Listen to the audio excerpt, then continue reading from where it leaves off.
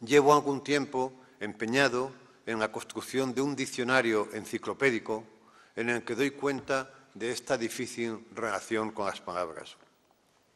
Se trata de un diccionario histórico en el sentido de que relato en él la historia de cada palabra dentro de mi cabeza. Estoy terminando la A, de la que, si me lo permiten, les pondré algunos ejemplos para abundar en estos malentendidos que han determinado mi existencia y que han influido, sin duda, en el hecho de que sea escritor. Aborto. Cuando mi tía Maruja tuvo un aborto, abrí a escondidas el tomo correspondiente de la enciclopedia Espasa, que estaba en la habitación de mis padres, y busqué la palabra para ver qué rayos era aquello de lo que solo se podía hablar en voz baja. Decía así: cosa sobrenatural, estupenda, rara o caprichosa que está fuera de las leyes normales. De modo que mi tía había tenido una cosa sobrenatural, estupenda, rara o caprichosa que estaba fuera de las leyes normales. Aquello me excitó, y aunque no conseguí verle a mi tía la cosa sobrenatural por ninguna parte, supuse que la ocultaba debajo de la ropa, y de la ropa interior, para ser más exactos. En el citado artículo de la Espasa se afirmaba también que las mujeres que habitaban en las montañas de los Vosgos estaban más predispuestas al aborto que otras. Sobra decir que durante una época tuve sueños húmedos con las mujeres de los Vosgos, que luego resultó ser un macizo montañoso del noroeste de Francia. Abotargar. Mi padre tenía un hermano obeso y abotargado. Su torpeza constituía una fuente inagotable de reproches familiares. No te abotargues, que hay que trabajar, le decían. O bien, no duermas la siesta, que luego estás abotargado toda la tarde. Cogí pánico al abotargamiento. Un día, en clase de matemáticas, me quedé dormido durante unos segundos y al despertar me sentí abotargado, lo que me produjo uno de los momentos de pánico más grandes de toda mi vida. Llegué a casa convencido de haber heredado aquella repugnante enfermedad familiar, pero dispuesto a combatirla. Me volví un crío hiperactivo, en fin. No paraba de hacer cosas, de subir y bajar las escaleras, de correr de un lado a otro sin ir a ningún sitio. Mi madre, preocupada por aquel cambio súbito, me llevó al médico, que me recetó unos ansiolíticos que me abotargaban y que producían obesidad como efecto secundario. Comprendí de muy joven, pues, que cuanto más deprisa huyes de lo que temes, antes lo alcanzas. Me pasó a Edipo en la antigüedad y todavía no ha dejado de pasar. Es una ley inexorable. Inexorable, Dios mío, qué palabra. Yo la confundía a menudo con inoxidable. De manera que estaba convencido de que nuestra olla express era de acero inexorable. Término que busqué enseguida en el diccionario y decía así: inexorable, que no se compadece o no se deja convencer por ruegos. Teníamos, por tanto, una olla despiadada. Precisamente nos habían traído de Tánger una cubertería de acero inexorable a la que yo miraba con mucho respeto, sabiendo, como sabía ya, que no se compadecía ni se dejaba convencer por ruegos. Qué raro era todo. Ya de mayor estaba saliendo con una chica estupenda de la que me había enamorado hasta el tuétano, cuando un día, en un autobús completamente lleno en el que nos dirigíamos a la Facultad de Filosofía y Letras, me dijo que si permanecía mucho tiempo de pie se me abotargaban las piernas. Allí acabó todo. No habría seguido con ella ni aunque me hubiera asegurado que procedía de los Vosgos. Véase aborto.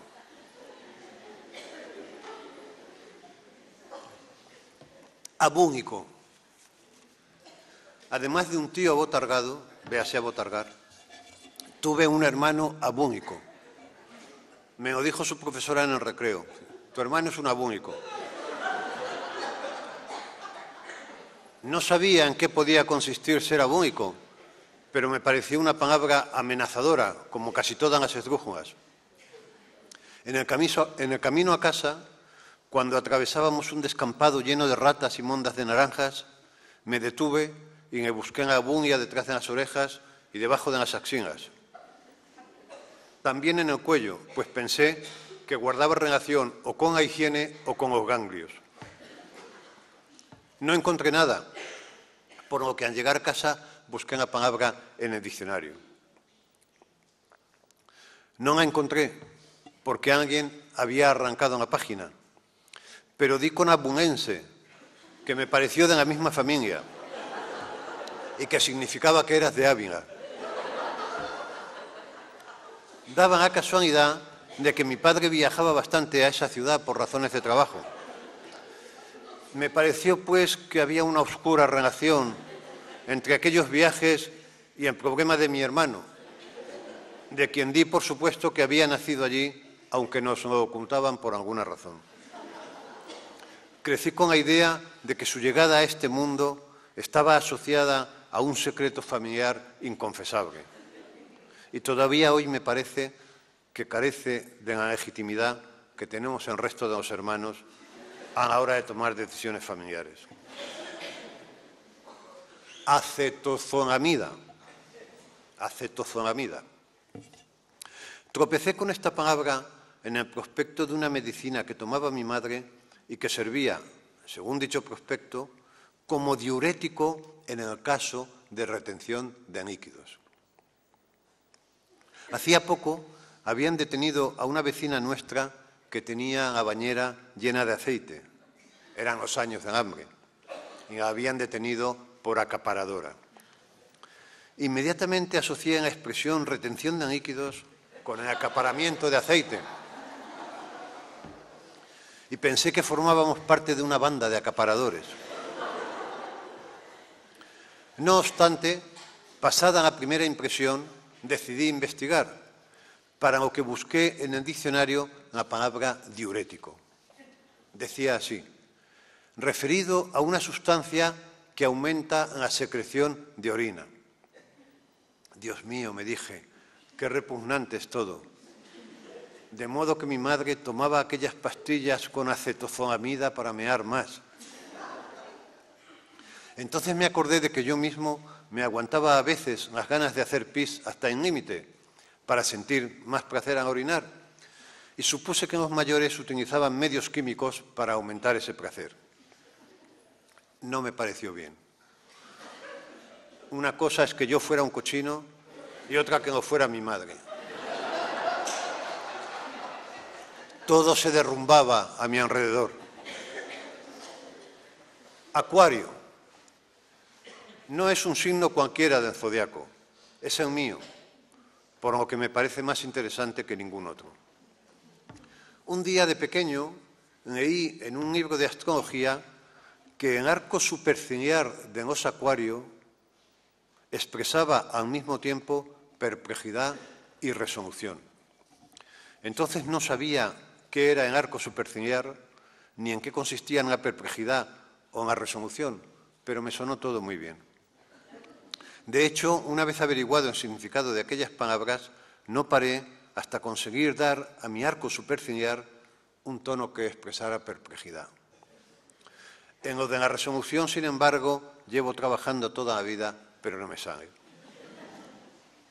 Además de un signo del zodiaco, el Acuario es un recipiente de cristal acondicionado para mantener vivos a los peces. Durante una época, tener un acuario en el salón era, entre las clases medias, un síntoma de buen gusto. A mí, el acuario de casa me daba asco, porque olía mal. Además, los peces se morían continuamente y nadie se ocupaba de retirar los cadáveres que flotaban panza arriba sobre la superficie del agua durante días y días. Mis padres mantuvieron el acuario como un signo de buen gusto hasta sus últimos días, pero sustituyeron a los animales de verdad por unos peces de plástico algo siniestros. Curiosamente, estos peces artificiales tenían un arco superciliar que expresaba perplejidad y resolución. Ahinarse de convertirse en hino. Cuando tenía 8 o 9 años, adelgacé mucho en pocos días por alguna enfermedad que no recuerdo. El médico vino a casa y le dijo a mi madre nada más verme. Este chico se está ahinando. Consulté inmediatamente el diccionario y vi que ahinarse significaba convertirse en hino. Lo entendí literalmente, claro. Y cuando mi madre cosía con el gesto de resignación habitual en ella, yo pensaba que aquella colección de hilos que guardaba con tanto cariño en la caja de costura eran otros hijos anteriores a mí, que habían completado ya la metamorfosis. Albinismo. Durante mucho tiempo estuve convencido de que el albinismo era una corriente filosófica fundada por Albino y no una ausencia completa de pigmentación. Almizcle. En muchas novelas se dice que fulano olía a almizcle o que en el cuarto de baño tenía un olor a almizcle. Pero yo no he sido capaz de encontrar a nadie que sepa a qué huele el almizcle. De acuerdo con diversas enciclopedias consultadas, el almizcle es una sustancia que segrega el vientre de un rumiante asiático de nombre almizclero. Entendería, pues, que oliera a almizcle en las novelas asiáticas rurales, pero no en las novelas urbanas europeas. ¿Quién lo entiende? Amorán. Desde que mi madre descubrió la diferencia entre Amorán e Inmorán, se la explicaba a todo el mundo. En Inmorán, decía, conocen la verdad, en Inmorán conocen a Morán, pero se la salta, mientras que en Amorán ni siquiera la conocen. En su escala de valores, en Amorán era peor que en Inmorán. Así que cuando alguien tachaba de inmorán a otro en su presencia, ella, para presumir de entendida, solía añadir, es peor que eso, es un amorán. Amorfo. Un primo de mi padre era amorfo, o eso decían de él. Un día estaba yo ayudando a mi padre a reparar la cisterna de un retrete, cuando se me ocurrió preguntarle qué quería decir amorfo. Recuerdo que emergió de debajo de la taza de un retrete con el pelo desordenado y dijo, pues una persona sin personalidad. Yo me quedé caminando un rato y al final pregunté si una persona sin personalidad era lo mismo que una mesa sin mesanidad, lo que no me cabía en la cabeza, o una sartén sin sartenidad, lo que tampoco me parecía posible. Mi padre volvió a asomar su cara de loco y dijo, ¿tú eres idiota o qué?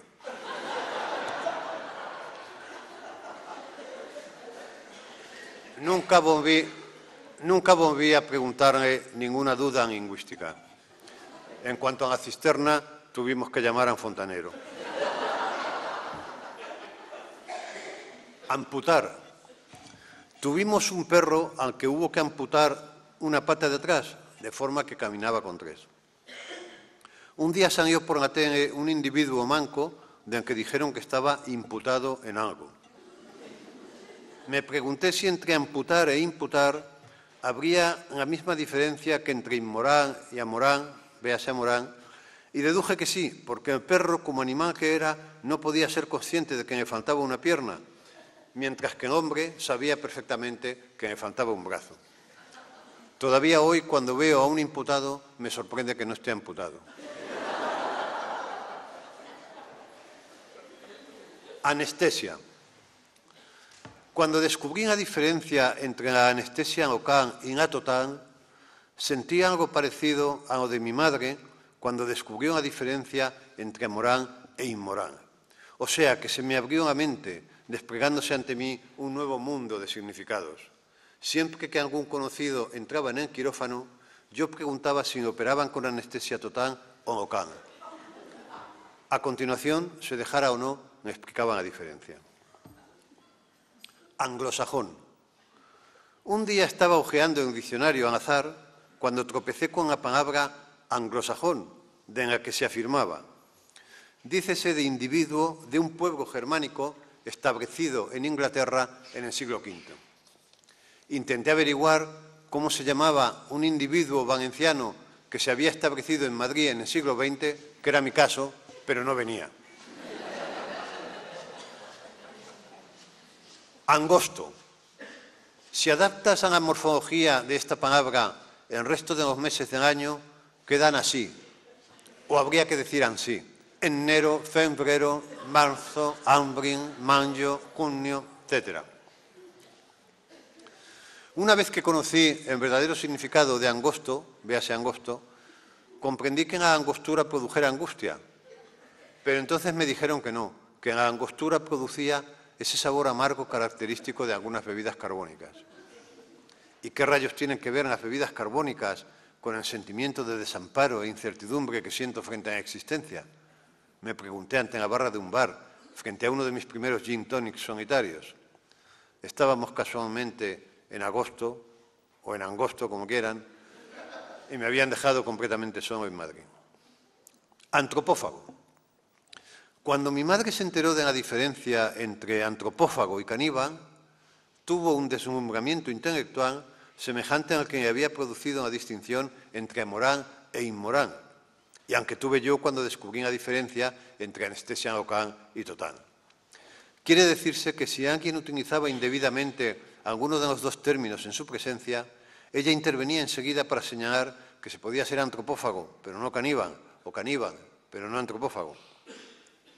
El comentario sumía al oyente en una confusión que ella aprovechaba para explicarme también la diferencia entre moral e inmoral, y yo la distinción entre anestesia total y local.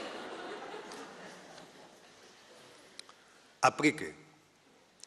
Cuando mi hermana mayor estaba a punto de casarse, me llevó un día a un pisito que ella y su novio habían alquilado, donde se presentó un poco un individuo con cazadora de cremallera y jersey de cuello alto, amigo de alguien de la familia que por lo visto estudiaba decoración.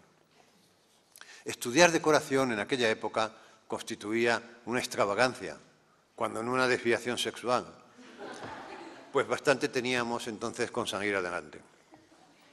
Pero bueno, allí se presentó el hombre que nada más entrar calificó el piso de oscuro. Lo que no era raro si pensamos que se trataba de un semisótano.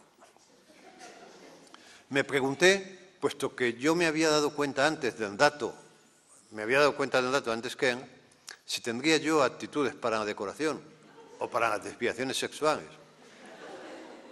Después, a medida que avanzaba por el pasillo, iba diciendo: aquí pondremos un aplique, aquí otro, aquí otro. Era la primera vez que yo escuchaba esta palabra, aplique, pero la repitió tantas veces que se me quedó grabada. Llenó la casa de apliques, salivaba como un poseso cada vez que pronunciaba aplique. También mencionó 7 u 8 veces la expresión luces indirectas. Aquí hay que poner unas luces indirectas. Mi hermana estaba emocionada con tantos apliques y tantas luces indirectas.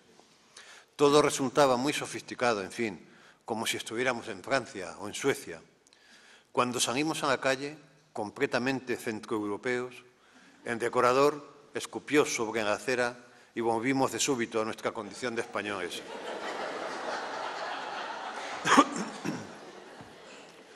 Mi hermana se separó a los 2 años y no quiso llevarse ningún aplique ni ninguna luz indirecta.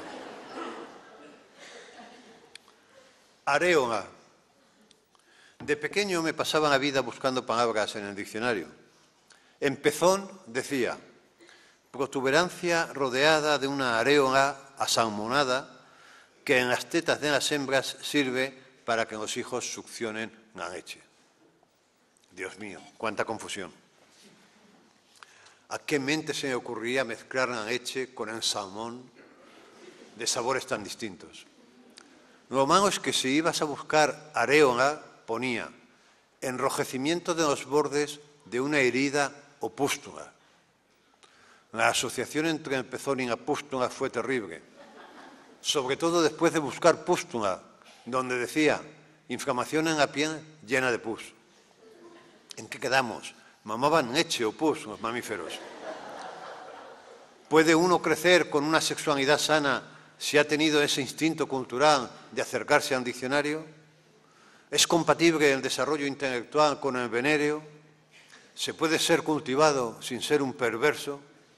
Pezón, areo, asalmón, eche, pus, pusto, herida. Si esta cadena asociativa está atada y bien atada, ¿a qué creen ustedes que puede llamar un servidor libre asociación? Para escritura automática, en fin, la de un diccionario. Los surrealistas eran unos flojos. Ave María, ya terminamos con esta palabra. Ave María, se trata de una oración con las que nos castigaban de pequeños por masturbarnos, sin advertir que al darle este uso punitivo, maravillosa expresión, por cierto, uso punitivo, la contaminaban de nuestra impureza. Mucha gente de mi generación no puede masturbar sin rezarse, no puede masturbarse sin rezar, ni rezar sin masturbarse. Por una masturbación te caían 3 avemarías, pero por 3 masturbaciones no te ponían 9, que habría sido no lógico, sino 7. El confesor de mi colegio hacía unas rebajas incomprensibles que anunciaban en llévese 3 y pague 2 de las campañas de publicidad actuales. Bueno, y hasta aquí esta breve muestra de mi diccionario personal. Cada uno tiene el suyo y pierdan la esperanza, todos son igual de disparatados. Sin palabras no podemos relacionarnos con el mundo, pero las palabras son una fuente de confusión enloquecedora. La vida sin ellas es imposible, con ellas terrible. Hace poco, en medio de una entrevista que discurría por los cauces habituales, sin que nada inquietante surgiera por uno u otro lado, la periodista me preguntó con expresión ingenua: «A usted me estarán pidiendo palabras todo el día, ¿verdad?» ¿Qué quiere decir? Palabras para artículos, palabras para conferencias, palabras para novelas. ¿No se le acaban nunca las palabras? Uso varias veces la misma. Respondí, para salir del paso. Pero en algún momento se le acabarán, insistió ella. A veces sí, respondí. De ahí la expresión quedarse sin palabras. ¿Y entonces qué hace? Pues continúo moviendo los labios o el bolígrafo. Tarde o temprano empiezan a salir otra vez. ¿De dónde? Es usted una pesada, le dije. Yo no sé de dónde salen las palabras, pero sí que tengo más cuantos más las consumo. Hay que gastarlas, incluso malgastarlas, para que se reproduzcan sin cesar. Hace 10 años tenía menos palabras que ahora, a pesar de haberlas derrochado a millones. Y dentro de otros 10 espero haber multiplicado mi capital por 1000. ¿Y qué hará con ellas? Lo mismo que ahora, darlas en conferencias, en artículos, en libros, darlas por teléfono, darlas a gritos, enviarlas por fax. Lo dice usted como si me molestara. Parece que habla de insectos más que de palabras. Es que se reproducen al mismo ritmo, dije. Pero usted, ¿por qué no me pregunta lo que todo el mundo? Porque estoy llena de palabras, dijo, y no sé qué hacer con ellas. Démelas, le dije yo. Escribiré con ellas un cuento de misterio, pero no me las dio. Moraleja sí sabía qué hacer. Todo el mundo sabe qué hacer con ellas, con las palabras, pero no tenemos ni idea de lo que ellas hacen con nosotros. Muchas gracias.